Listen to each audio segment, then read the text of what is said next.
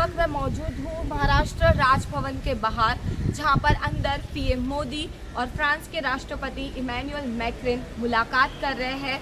एक दूसरे से हाथ मिलाकर गले लगने की तस्वीरें मैं आपके साथ साझा कर रही हूँ। इस तस्वीरों में साफ दिख सकता है कि मोदी जी और इमैनुअल मैक्रोन की ये मुलाकात काफ़ी भारत और फ्रांस के लिए महत्वपूर्ण रही है। ये रणनीतिक साझेदारी आने वाले समय में भारत और फ्रांस के रणनीतिक संबंधों को और भी मजबूत बनाने वाली है। और इसी के साथ साथ सूत्रों से मिली जानकारी के मुताबिक भारत और फ्रांस के बीच में आज तकरीबन 20 MOU साइन होने वाले हैं। मेमोरेंडम ऑफ अंडरटेकिंग जो कि साइन होने वाले हैं, इसमें डिफेंस, टेक से लेकर अनेक प्रकार की चीज़ें होंगी जिसमें हस्ताक्षर किए जाएंगे। इससे भारत और फ्रांस की भागीदारी में और भी बड़ी साझेदारी मिलेगी। इसी के साथ मैं बताना चाहूँगी कि आज भारत H-125 हेलीकॉप्टर सीरीज का भी अनावरण करने जा रहा है।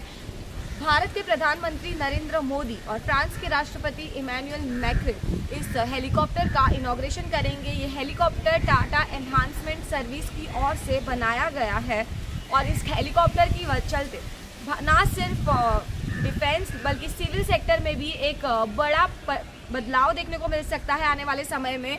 ये जो H-125 हेलीकॉप्टर्स है वो अत्याधुनिक तंत्रज्ञान से सुसज्ज है और इसके चलते भारत और फ्रांस की साझेदारी ही नहीं बल्कि भारत के साउथ एशियाटिक पूरे रीजन में भी एक डिफेंस के हेलीकॉप्टर की बेचने को भी काफ़ी चालना मिलने वाली है। मेड इन इंडिया प्रकल्प को इस टाटा एनहांसमेंट सर्विस के H-125 हेलीकॉप्टर से एक बड़ी चालना मिल सकती है।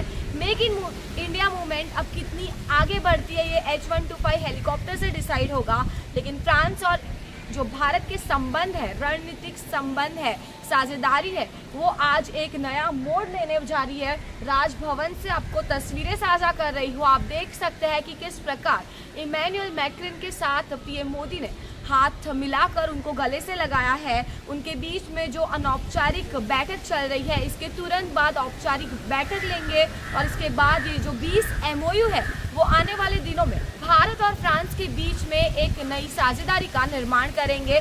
आपको बता दूं कि भारत और फ्रांस के संबंध अब एक नया मोड़ लेने जा रहे हैं। अब तक के संबंध काफ़ी अच्छे रहे हैं फ्रांस के साथ, लेकिन आने वाले समय में ये और भी गहरे होते नजर आ रहे हैं, खासकर तब जब भारत और अमेरिका के बीच चीज़ें बिगड़ने के बाद अब ठीक होने के पहिए पर आगे बढ़ रही है। 18% पर टैरिफ का दर आ चुका है। इसी बीच ये जो आज MOU साइन होने वाले हैं ये एक आने वाले समय में बड़े बदलाव का प्रतीक बनेंगे और इसी के साथ साथ साउथ एशिया में भारत का वर्चस्व भी और बढ़ सकता है।